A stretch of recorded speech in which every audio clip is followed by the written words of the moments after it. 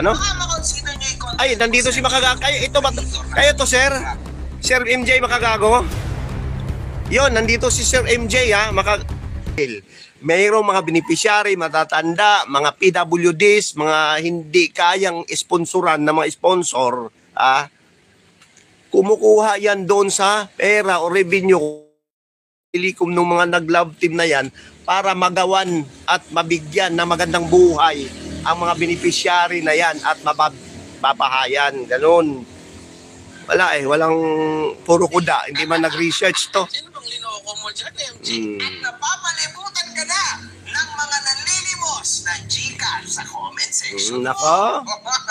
Ano kasi to puro lang kuda. Pero naman itong vlogger, sinunda ni Rob ang yapak ng tatay niya. Foundation ng charity. Ang Kalinga is foundation. Registered yan. Di ba? Hindi lang basta-basta foundation, hindi lang basta-basta charity, nagcha-charity mga lahat ito ay may di ba? May kaukulang kumbaga, di ba? Bas-bas sa gobyerno, Alam niyo ba 'yon? May ICC standard yan or may something like meron yan doon na kumbaga di ba kailangan para ikaw ay gumawa at legal, di ba? Kung sa legalization, meron na yung SEC, Security Exchange Commission na para at least kahit paano hindi mo masabi na fake, legit, hindi legit yan, di ba? Kasi yan ay foundation, di ba? Charity foundation. Pagdating naman dyan sige, mamaya, diretso na natin, no? Itong mga sinasabi mong love team na ito, ito naman ay may kasulatan at kasunduan doon sa consent ng magulang, di ba? Na hanggang dito lang. Wala ka namang prueba na ito ay, di ba? Ginawa nila kung para di bang parang kumbaga meron bang manyakan na nangyari? Meron bang halikan talaga as in? Wala naman, di ba? Di ba? Ito kasi nagbe-base lang din siya sa sinabi at chinat ng ewan ko sinong aliporis na to na maka-antay Kalingap. Sa pagtulong sa publiko. Dapat dito mga kahombre ko, may napakalaking estatwa itong mga to.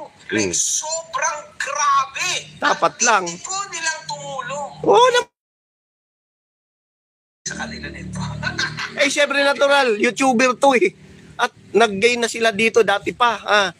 Kaya nga sila minahal at dumami yung subscriber nila dahil dyan, di ba? Sa charity. Kayo, bakit nagkaroon kayo ng malalaki?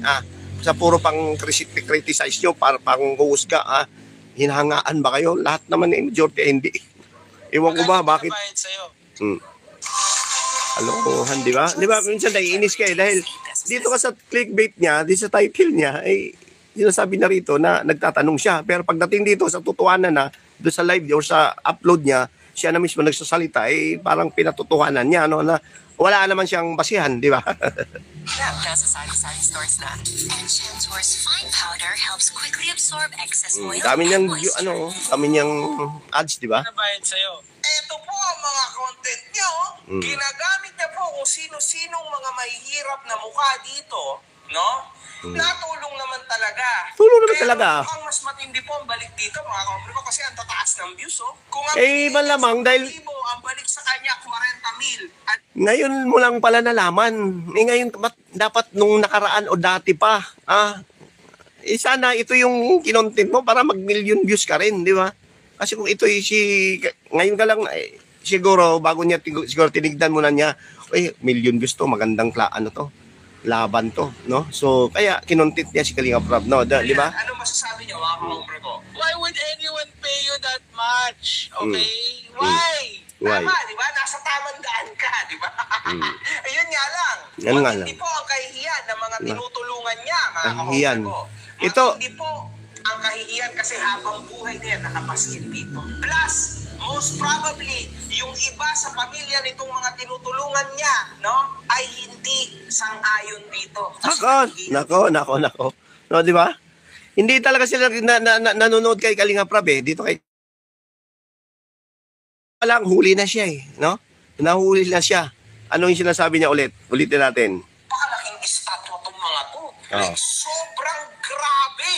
Ulitin natin, ha? Hindi nilang tumulong. Pero ang tanong, magkano ba balik sa kanila nito? Di ba? Magkano yung binabayad sa'yo? Ito po ang mga content niya, oh. Ginagamit niya po kung sino-sinong mga mahihirap na mukha dito, no? Magkano babalik sa kanya? Kulang-kulang pa nga po eh. Dahil sa pabahay pa lang eh. Sa pagkain, sa mga scholar na yan, di ba? Kulang-kulang pa. Ang daming tinutulungan. Pabahay pa lang, 251.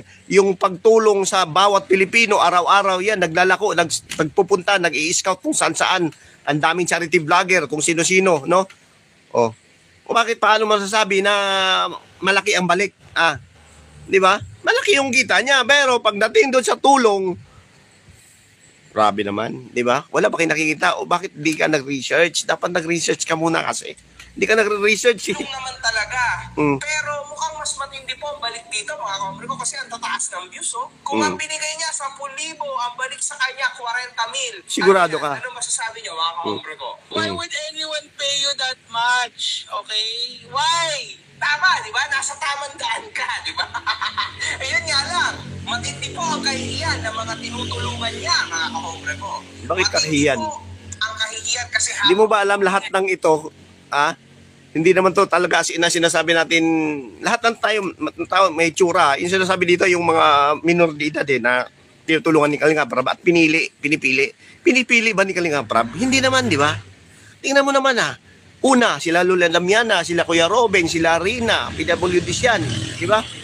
At pagdating naman dito sa isa, sila Milka, bakit? Nagkataon lang kasi binihisan sila, di ba? Dito, kay sino ba yung latest ngayon? Si Isabel, di ba? Ano na rin nasabi na puro, hindi kasi nagre-research. most probably, yung iba sa pamilya nitong mga tinutulungan niya, no, ay hindi sang-ayon dito. Kasi kahihiyan din to sa isang banda, mga kaombre ko, itong mga ganito. So, we need to be careful, lalo na pag bata yung tinutulungan mo. Kahihiyan ba yun? Nahirap na nga sa buhay. Sira-sira yung bubong, katulad kay Joy Diwata natin, di ba? Tingnan mo naman, saan sila natutulog? Sa sako lamang. Tingnan mo naman, sa safety kasi nga, maganda, sinasabi mo, maganda, di ba? Pero yung bahay nila pwedeng pasukin sa lahat ng oras. Dahil walang secured na, kumbaga kahit pintuan na lang na matibay. Dahil si Nanay Milda na lamang ang gumawa, nag-repair or nag-ayos, no? Ano yung nilagay? Sako. At kung makikita mo yung bubong, talagang trapal lang na sira-sira, no? Na kung may darating na bagyo unos, ay shout down yan lahat, no? Di ba? Hindi lang niya kasi talaga, hindi siya nag-research, no? So, tuloy natin. Kung okay lang yan sa mga pamilya nila, ika sure. Hindi Malamang okay. Nag-upgrade ang content ni Rob kung saan naisipan na nitong bumuo ng grupo niyang Team Kalinga. Kabilang din sa kanilang mga content di umano ang pagtulong sa iba't ibang mga menor de edad at ibubugaw nila ito sa kanilang mga miyembro ng grupo na higit. Ano ba, nagbabasa ka ba talaga o ikaw? Kasi parang sinang-ayunan mo yung nagkomento eh. Sinang-ayunan niya mahalingap eh, no? 'Di ba? Parang kumbaga, tama, mali at 'di ba? Hindi naman niya alam eh. Ngayon lang siya nag-content. Buti sana kung matagal ka na nag-content, talagang tinutukan mo to. Siguro nagbabasa at tinitingnan lahat na nga ng kung titingnan mo yung lahat ng background check ni Kalinga Prab na ginawa niya, di ba? Yung datihan pa, pero ngayon wala naman siya wala tayong nakita, puro no, di ba? Ito at puro clickbait, pero mas mataas pa ang edad. Dahil dito, ang aming kaibigan na Reddit, Walang tayo, MG. pang malaman kung ang mga tao doon ay may nasasabi sa kanya. Basahin natin, mga kaombre ko. Sa mga hindi nakakaalam, ang Reddit ay isang social media website na very friendly kay MG. Sino bang linoko mo dyan, MG? natural. Kung saan dito madalas nagkakaroon ng balitaan at talakayan sa iba't ibang mga isyong nangyayari. Totoo ang mga tao dito at malawak mag-isip. Pero yan, mga kaombre ko. Lupit, tol!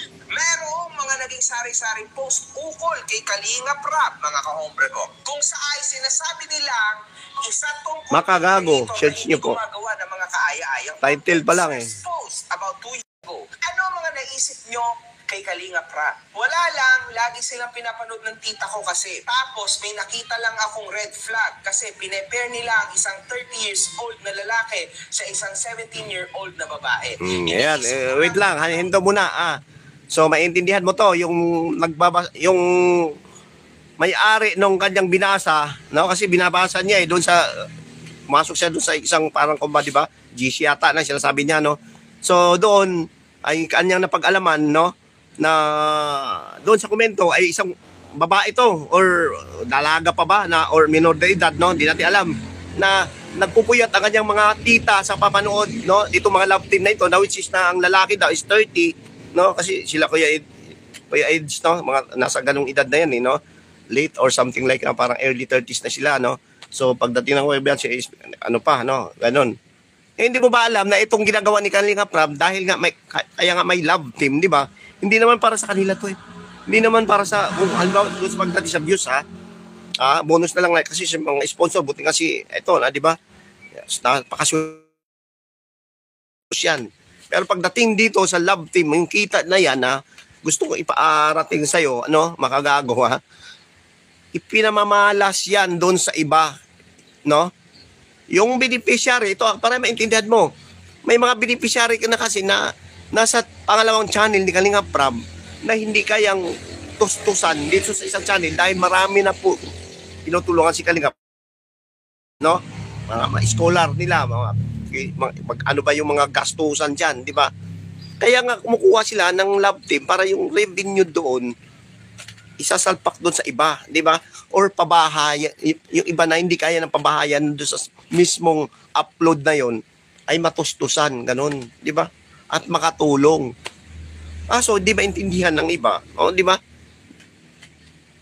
That's it. Iniisip ng mga tao tungkol sa kanila. Enabler na mga groomer yan. Yung mga tinutulungan nila, nilalove king sa mga kapwa YouTuber at mas maganda, ex niya. Yan din napansin ko, ang hilig nilang ipares yung mga tinutulungan nilang teenagers sa sariling staff sa mukhang 30 anyos pataas na. So, ewan ko lang mga kahombre ko, this is very sad, no? Anong very sad? Anong very sad? Sino ba yung magkukuha sila ng bata at babayaran nila, di ba? Ganon. Na nagkataon naman din na yung itong sila, di ba? For example, Kalingap Jomar, Kalingap Edo, sila Coach Ralph, no? Di ba? Na isang K-boys or Kalingap, at least kahit paano, di ba? Sila dyan at sabihin niyo na may mali siya, yung walang mali siya, mga dahil Kalingap yan. Very talagang saludo yan, may galang yan sa mga Kalingap Angels. Siyempre, di ba, dahil kay Kalinga Prab, di ba? Ano na lang masasabi ni Kalinga Prab kung ano ng seste, di ba? Ito lang kasi, hindi ka nag-research. Ayan ngayon, dudumungin ka ng mga reactor ng Kalingap. Ako pa lang ang... Tots, pinakakupal na charity vlogger na napanood ko sa buong buhay ko. Melody Tiano, shoutout sa yun. Tinutulungan niya sa Cam Norte Kaibigan, sa shoutout. ibang probinsya. Sa taas yung MJ makagago. Yung vlogger na yan. Tapos hindi nila tinitigil ang pagpapalove team sa mga tinutulungan nila with Kalingap team members na hindi mapagkakatiwalaan ang itsura gaya ng boss nila.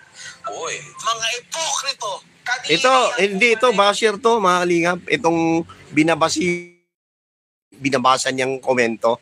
Mga basher to ng Kalingap or antay na Kalingap to. So, sana magiging fair dito si Makagago at mayroong pro Kalingap na kanya imbitahan din, no? Para magiging, no? Hindi yung one-sided lang siya, no? Diba? Kasi parang lumabas na nagiging, diba? One-sided nagiging bias siya rito no? Diba? Kasi hindi niya alam kung ano ba talaga ang nangyari, ano ba talaga ang meron sa Kalingap, no? Kung puro ka lang ginagawa mo na dito ka lang nagbabase, ay walang mangyari diyan at hindi yan mo mapapatunayan na yan talaga Kasi isa 'yo di ba? Puro ka lang dumakdak ka dito, kuda ka dito, pero ang binasihan mo yung komento ng mga talagang nagsasabi. Kasi wala kang idea Wala siyang idea mga Kalingap Kaya yun ang nangyari, di ba? yan, poverty porn plus mga may itsura tinutulungan para mamanipulate. Di ako magtataka if may nabembang na yan off-cam na minanipula. Bastos din pala yung Poverty porn! bastos yung nagkomento. Niya dyan sa lugar nila. From what I can see so far, he is self-righteous kasi nga kaya niya magpagawa ng bahay, etc. Tapos nung humina sila sa poverty porn, nag-try silang mag-pair ng mga minors sa mga Team Kalingap. Paano humina? Paano humina? Paano mo nasabi na humina? Di ba? Walang humina dito. Bagkos ay dinagdagan lang. Siyempre, kasi marami ng parami at dumami pa ang mga pabahay ng Kalingap. Kaya, this is a estratehiya, no? Para kahit papaano, bakit? Gusto nyo ba na mawala na ang Kalingap dahil hindi na kaya at ayaw ng, di ba, mag-charity itong Kalingap, si Kila Kuya Bal at Kalingap Rab. So, ang mangyayari dito, kung hindi nila gagawin yung ganitong strategy na may mag-love team or something like na, di ba, may tandem, hindi na sasabihin natin love team, tandem, yung dalawa na sinirereto ng ganito ganyan, di ba? Kasi kung wala yan, malamang yung iba na mga naghihirap, katulad ng ibang beneficiary, ay hindi matutulungan, hindi mapabahayan. No? Ano mangyayari? Wala, di ba? Ganun pa rin sila. Magtitiis sa hirap, di ba? Maghuhukaso sa hirap. Kaya ginawa yan. Kaya gusto ko namin ipaliwanag na ito pala ang ginawa ng Kalingap. Kaya ikaw, mali ka talaga rito, makagago. May nangyayaring ibang activities dyan off cam. A wolf in sheep's clothing. Kalingap Rab, poverty porn YouTuber, a groomer and pedo also. Been seeing his videos kasi yung nanay at tatay ko yung laging nasa YouTube nila. And Yan, di ba? Yung pag-awak kamay nila ganto, no? Hindi natin mention, no? Is pedo na pala yun, no? Yung pagyakap at pag-kiss or paghalik sa noo ay pedo na pala ang tawag, no? So, grabe yung husga ng tao at batang ito, or bata pa to alam ko kasi tita daw ang tawag niya doon sa mga nanonood kay Kalingap Rab na magdamag na pinapanood yung mga uploads ni Kalingap Rab, no? So ibig sabihin dito ay bata pa ito, no? So nagiging kumbaga ay ito parang binabasihan kasi ni makagago, no? So na which is na mali, no? Na hindi dapat dahil hindi naman niya alam kasi wala siyang idea Pati nga itong bata na ito walang idea No, di ba? Parang kung baka may galit lang ba siya or may something like that. Pero hindi man lang niya tinutukan kung ano ba talaga ang meron, ano ba ang, kung bakit ba merong ganito, may ganitong klaseng love team ang nangyari. Di ba? Isang contents kasi Sa Spanish ko, Sora, baka gago, kawawa ka naman, wala ka na bang pera? Wala na. Naghihirap din sa makagago, natalo ng 69 million. Anong yun After calling out, nag-grooming ang Pumasok na sa Kalingap yung babae, 16 ata, then the guy is 29.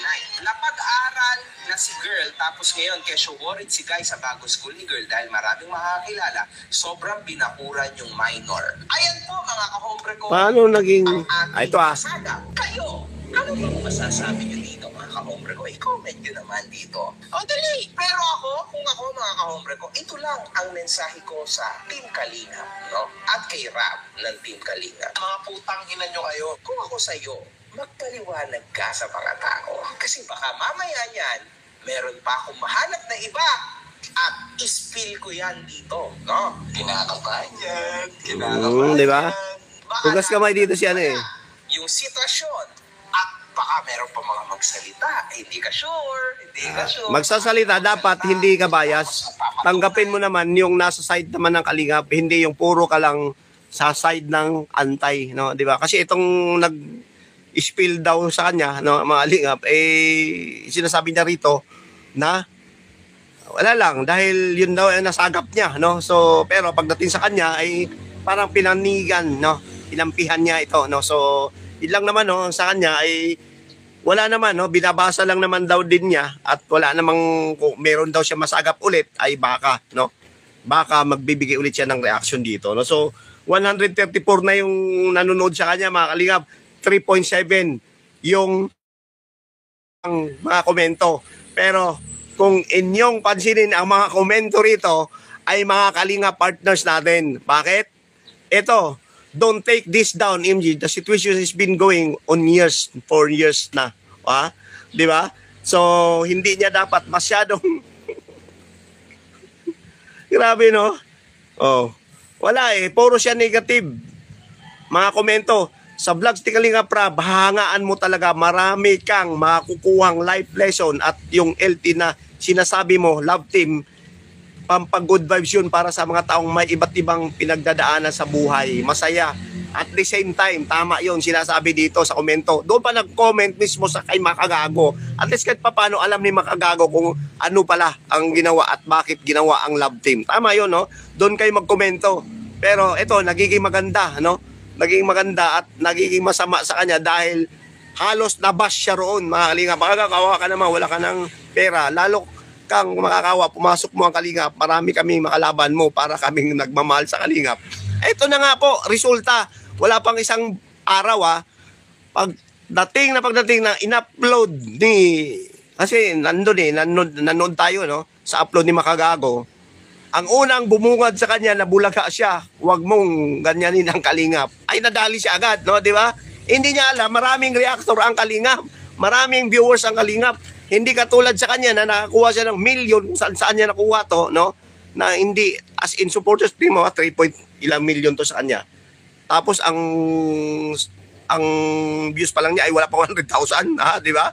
So, ibig sabihin, hindi siya talaga solid, no? Eto mga to, nagkomento solid, Eto, sikat na talaga si Kalinga Prab. Akalain mong napansin mo siya, Makagago. Sa daming diehard fans yan, try mong babagsakin. Tingnan natin kung hindi sino matikas, Team Kalingap ba o si Makagago. Excited ako. Yung pinakita, pido na, no, di ba? Pero hindi niya alam, andun yun, no? Inampun ni Kalinga Prab. Ayan, di ba? Isa akong followers ng Team Kalingap at very entertaining yung mga love team series nila. Wala akong makitang kalaswaan, puro good vibes. Kung bata man yan, dito komento ito doon sa dito kay Makagago, lahat ng mga nag-comment doon, dumami yung komento niya, 3,000 mahigit, siguro sa kanya doon 200 lang. Yung 3,000 na yung sa Kalingap lahat, no? So very exciting talaga to kung talagang hindi ka kung nandun ka sa side ng antay, kasi antay yung nagsasabi Ano ba bago pintayo kung puno itin?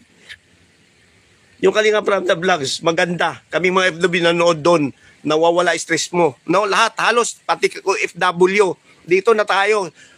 Talagang, kumbaga, boses ng bayan or boses ng Kalingap ang ating, kumbaga, di ba, itatayo, i-reach out natin to, no? Team Kalingap, madami na buhay, bago buhay, madami na pabahayan. Ayan, no? Ang dami. Wala na nga siyang pero meron siyang heart react, no? Kahit anong paninira mo sa Team Kalingap, di nyo mauuto. Kami, taga-suporta ng Team Kalingap. Majority po, lahat ng binabasa ko rito, ayan, no? Kalingap po, no? Kahapon pa lang nung bumungad, doon siya napahiya ngayon, doon siya mabulaga. Ay, anak ng tipaklong, iba pala yung meron itong Kalingap, no, di ba? Iba pala ang spirit ng Kalingap pagdating kung halimbawa nag-clickbait lang ako ng question mark, no? Pero ito na pala ang resulta. So ito, advantage sa kanya doon sa views, no? Kasi marami nanonood sa kanya Pero disadvantage at ito ay kasiraan niya, no? O ikaw, ako, siyempre, di ba? Imbis na tulungan kita, ay wala. Talagang hinusgaan mo si Kalinga Prab. No, di ba? Hindi natin alam ang panahon, hindi natin alam Ikaw, makita ka ng fan ng Kalingap, niyan dyan. Tapos makita ka na baka mamaya may nang-hold up or something like so. Wag na ba sana, no? May nangyari or di ba? Ay, or tatlo kayo doon. Tapos sabihin natin na nalunod ay isang bangka. Aso at ikaw, Makagago ang nandun. Tapos itong isa ay isang diver or swimmer. At talagang, di ba? Sino kaya yung sagipin niya? Yung aso o ikaw? Ikaw, yung swimmer na yun, Kalingap. Di ba? Malamang yung aso na lang. Ganun talaga ang siste noon, di ba? Nasimula na walang sariling bahay, may bahay na. May isang typhoon lang, wash out agad. Di ba? Ngayon, malaki at talagang sementado na, di ba? Semento na. Madami na tulungan ni Kalinga Prab sa lugar nila. Madami siya napapasya na OFW. Mga CDOs, madami na din siya napabahayan. Mahigit 250 na. 51 po, no? Ayan, 200 lang nakalagay dito sa nagkomento. Alam mo Makagago mga Kalingap at mga love team nang nagpapagaling sa karamdaman ko. Ayan, Jasmine, Iskosora, Itong mga to, tumaas lang yung views sa kapapanira ng kapwa-tao. Ito, sa subscriber, dapat nga unsubscribe na ito mga to, yung mga naninira, nag-criticize, no? Walang magawa to, buhay. Tingnan mo yung mga vlogs nila. Sinisira yung buhay na may buhay, no, di ba?